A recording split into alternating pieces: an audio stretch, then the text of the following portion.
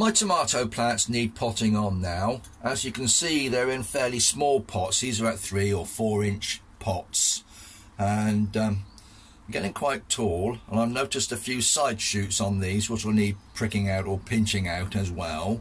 But I just wanted to show you how I move them on into the next size pot. I've got another pot here. I suppose that's about 8 or 10 inches across. It's been used for something else previously, but it's ideal to put another plant in for the time being. So if I just put my cup of tea down there, guys, and I'll show you what I find a simple way of putting this on in this pot without making too much fuss and mess. And you need to leave a hole or make a hole big enough for this plant with its root ball, which I would imagine is quite tight in there at the minute. I'll just show you quickly how I do that. Now, first of all, I'm going to start filling the pot with some compost, which is sitting outside the door here. So hang on, bear with me a minute, guys. I'll just get some of this. I'll just put some compost in there to start with. Needs a bit more. And what I'm going to do, just spread that about a bit. Before I fill the pot completely, I'm going to sit this on the top there in about the position you want it to remain in. So what I'm going to do now, I'll take my little label out. I'm going to fill now around that pot with some more of this compost. This is just a multi-purpose compost. It was quite an inexpensive one from one of these local sort of cheap supermarkets. I think it was something like £1.99 or £2 or something for a 40 litre bag, and it's proved to be quite useful, quite good for the for what I'm doing. Made a bit of a mess there, doesn't matter. We are actually inside the little wooden greenhouse at the moment. It's pouring with rain outside, and I needed to do a few things. I'm just using this as a bit of cover. Now, as you can see, I've actually planted the whole pot in there, and I'm pressing the soil or the compost down around the outside there a little bit. Not too tight, but fairly tight. Now the idea is give it a little wriggle and lift this pot out. Just take all this soil off of there, and then you can remove it from its pot. Now you can see I've got quite a root ball on here, which is nice. It's doing okay. Now the hole that remains is just about the right size to pop this in, and that is job done.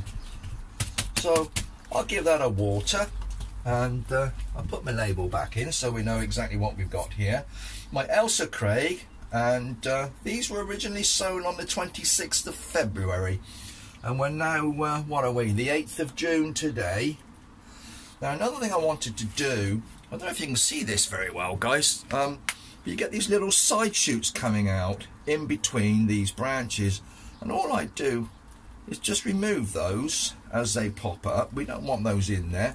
This little stem at the bottom, I'm going to take that off because it's gone yellow. It's not much good. And also this bottom one here, I'm taking that off. We don't need those.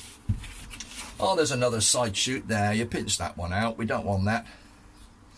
And as this matures and starts to produce fruits, I'll bring you back to the tomato plants and show you how to identify the hands of tomatoes as opposed to the side shoots, which you don't want. This leaf's looking a bit yellow, not very good. I'm taking that one off as well. We want this plant to put all its energy into the new growth and producing the fruits, rather than trying to support some of these older yellowing leaves. So as I said, I'll give that a water. That will go on the floor here alongside the others, and that's as simple as that. That's potting on my tomato plant. So I hope that's been useful for you. Well, as you can see, guys, I've got 5 nice tomato plants here, all potted on into larger pots. I started off with 6. I had a bit of a disaster in so much as this one snapped. It actually snapped clean off of its base. I've taken the bottom side shoots off. I've got a small bottle here with clean water in.